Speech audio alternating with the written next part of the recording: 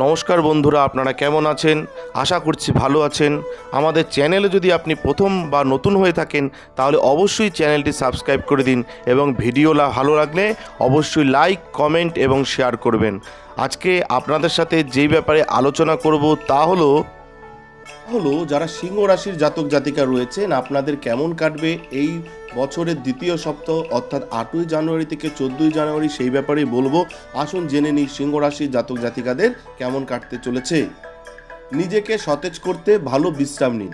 যেহেতু এই সপ্তাহে আপনার নিজের জন্য পর্যাপ্ত সময় থাকবে, তাই সুযোগের সঠিক ব্যবহার করুন এবং সুস্বাস্থ্যের জন্য হাঁটতে যান এবং সম্ভব হলে বাড়িতে বসেও কিছু ছোটোখাটো ব্যায়াম করতে পারেন। এই সপ্তাহে চন্দ্র রাশি থেকে বৃহস্পতি নবম ঘরে স্থাপিত হওয়ার ফলে আপনি আগের বিনিয়োগ থেকে ভালো আর্থিক লাভ পেতে পারেন, যা থেকে আপনি সমস্ত আশা হারিয়েছিলেন, যার কারণে আপনার নতুন গাড়ি কেনার অপূর্ণ স্বপ্ন পূর্ণ হবে। কিন্তু যে কোনো কিছু কেনার সময় বাড়ির বড়দের সঙ্গে আলোচনা করতে হবে। এই সপ্তাহে আপনার সামনে এমন অনেক পরিস্থিতি তৈরি হবে যখন আপনার পরিবার এবং আপনার বন্ধুদের আপনার সাথে স্তম্ভের মতো দাঁড়িয়ে থাকতে দেখা যায়, কারণ এই সময়টি আপনাকে আপনার বন্ধু এবং পরিবারকে প্রয়োজনের সময় সহায়তা প্রদান করবে। এটা কিন্তু মাথায় রাখবেন যারা সিংহ রাশির জাতক জাতিকা রয়েছেন।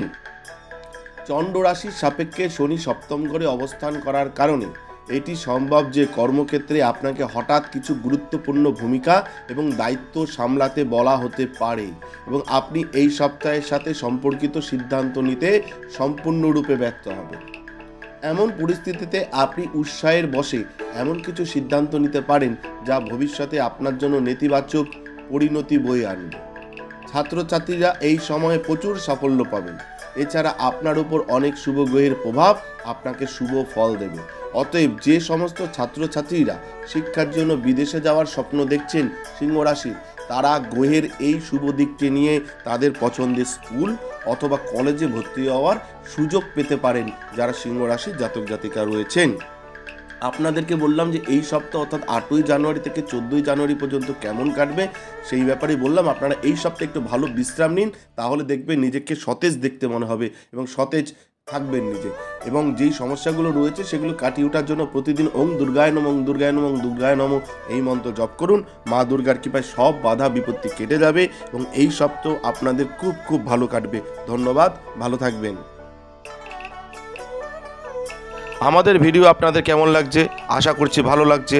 তাহলে অবশ্যই লাইক করুন, কমেন্ট করুন এবং শেয়ার করুন এবং চ্যানেলটি অবশ্যই সাবস্ক্রাইব করে দিন। ভালো থাকবেন, সুস্থ থাকবেন, ধন্যবাদ। এবং সকলে অবশ্যই কমেন্টে লিখবেন জয় শিব শম্ভু, হর হর মহাদেব, ওম নমঃ শিবায়।